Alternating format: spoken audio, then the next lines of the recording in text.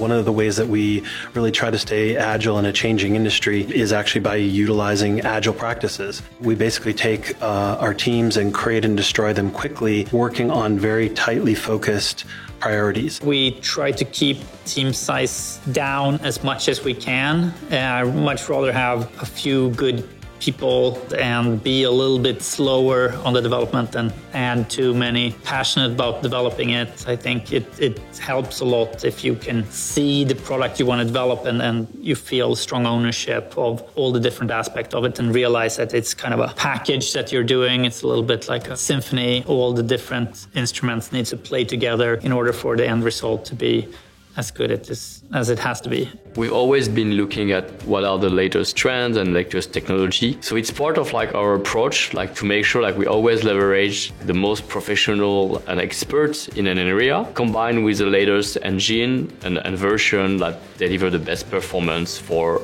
our ambitions. To stay competitive and agile in today's mobile market, you have to employ a whole host of various strategies. One is a metric that I would like to call time to player. And this is about how fast we can get new content out to the player. We're talking about iterative loops, and if there's a hold up in getting the content out, your loop is not as fast and you can't iterate as fast. Solutions are usually about automated testing. Make as much automated testing as you can afford.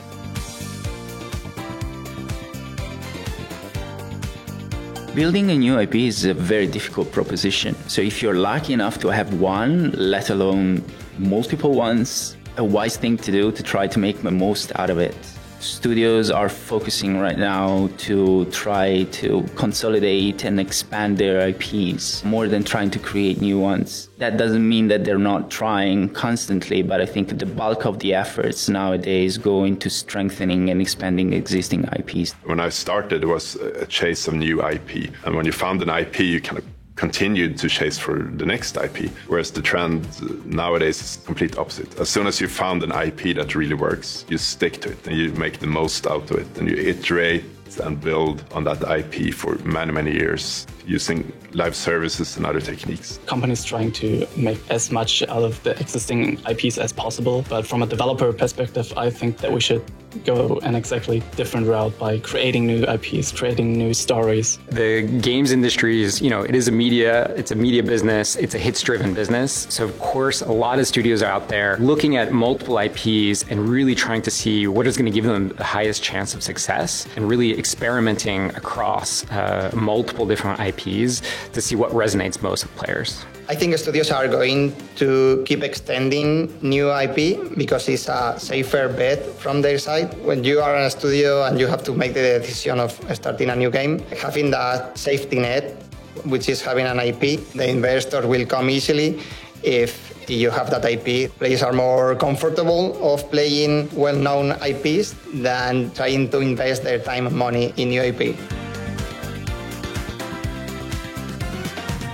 The most promising regions are the United States, Germany, France as well, and Brazil is definitely one of them. We recently localized Pokemon Go to Hindi and have been seeing a lot of great success in India. Also in Indonesia, we've been also bringing our games there and been seeing a lot of excitement and a lot of players really engaging with those games. I think VR is still an emerging market in many ways. And so I think a lot of what we're going to be seeing and we're hoping to see is an expansion of who is a VR player. Games is still in early days. And it's like if you look at the world population, most people are still not playing games. And I think it's a medium that is for everyone. So I think as developers, we still have a lot of work to do, making it easier to get into the games and easier to have fun. I think many times we make games for people who are already into it. And I think it's often quite easy to just lower the barriers for entry.